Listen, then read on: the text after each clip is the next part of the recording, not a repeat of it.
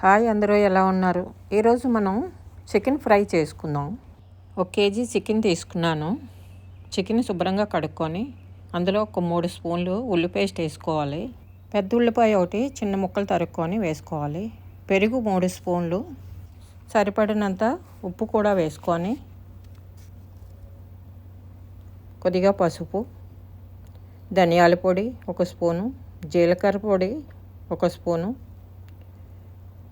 మసాలా పొడి 1 స్పూను, మసాలా కారం 1 స్పూను, నూనె 3 స్పూన్లు వేసుకోవాలి.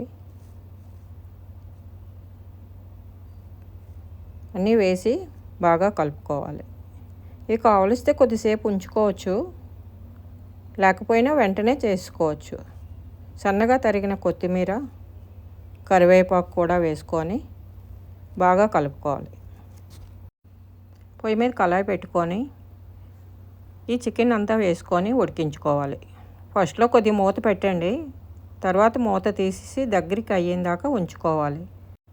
బాగా ఉడికించుకున్నారంటే ముక్కకు అన్నీ పడతాయి. ఇలా దగ్గరికి అయ్యాక పిల్లలు ఉంటే కారాలు తగ్గించుకోండి.